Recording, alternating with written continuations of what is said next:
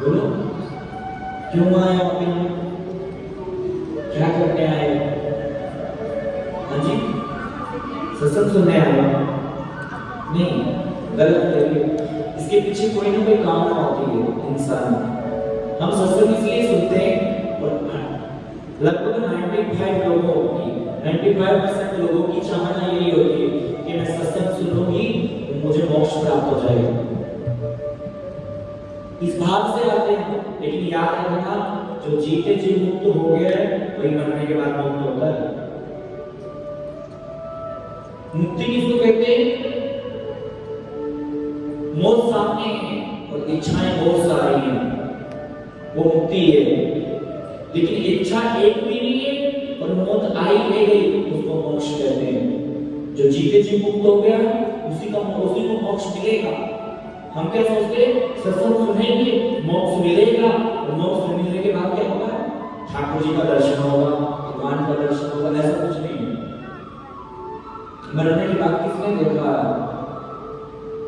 अगर मरने के बाद ही मिलता तो मेरा जहर पी के मर ना जाता।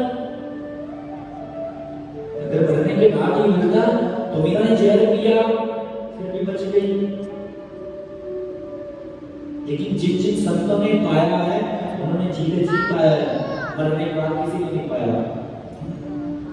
और याद रखना, इस धरा पर साधु आए, संत आए, भगवान भी हमारे भारत में ही आए, फिर भी हमारे भारत वाले बड़ी दूर हैं।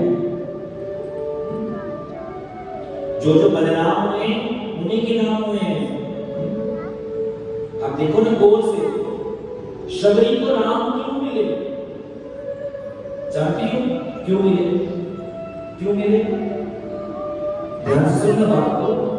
शबरी को राम इसलिए नहीं मिले कि वो भक्ति करती है, पूजा करती है, अर्चना करती है, भगवान के प्रति बड़ा प्रगाढ़ स्वभाव है, इसलिए नहीं मिले। फिर किस लिए मिले? शबरी को राम इसलिए मिले क्योंकि शबरी को अपने सदगुरुदेव के भगवान के वचनों पर विश्वास था। शबरी को अपने गुरुदेव के वचनों पर विश्वास था। शबरी को क्या कहा था गुरुदेव ने कि शबरी तू वन वन दर दर मत भटकना, यही रह के पुकारना, राम आएंगे। लेकिन हमारे जीवन में भटकाव है। कितना भटकाव है?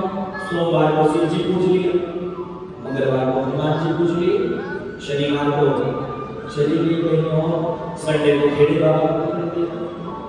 एक जगह ढोल नहीं मिली फिर दौड़ती रह गई, सारी जिंदगी बीत गई भागते भागते भागते भागते, और हाथ लगा तो कुछ नहीं हुआ।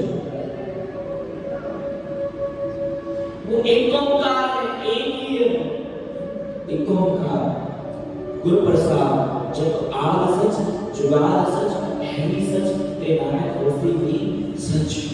वो एक ही है।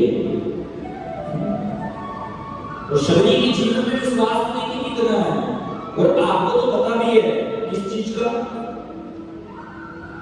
इनको देखिए, आपको तो पता भी है कि कृष्ण भगवान ऐसे देखते हैं, उनकी रूप माधुरी ऐसी है, सिर पर मुकुट पहना है, मोर पीछे लगा है, कानों में कुंडल है, वैजंती माला है, अधरों पर सुमित हास्य है, वेणु पर कंठ है। आपको तो पता भी है कि कृष्ण ऐसे दिखते हैं, लेकिन शबरी को तो ये भी नहीं पता था राम जी दिखते कैसे हैं। और अपने गुरुदेव से ये भी नहीं पूछा कि राम कब आएंगे। संतों के आगे गुरुदेव ने जो कह दिया बस मान लो, उसको स्वीकार कर लो। हम क्या करते हैं? अपनी मर्जी चलाते, नहीं ऐसे नहीं ऐसे होगा। शबरी 13 साल की है, 13 साल की, और शबरी का विवाह करने के लिए बारात पधारी। ध्यान से सुनना इस बात को।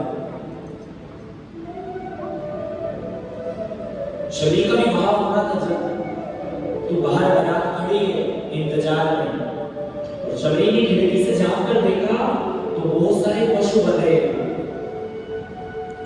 और शबरी ने पूछा, बोले भैया ये इतने सारे पशु बंधे हैं, इनका क्या करेंगे?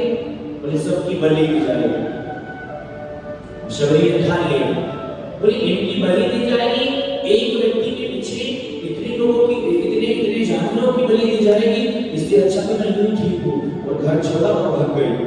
भाग गई शलरी, घर छोड़ दिया और दौड़ी दौड़ी दौड़ी दौड़ी कहां गई?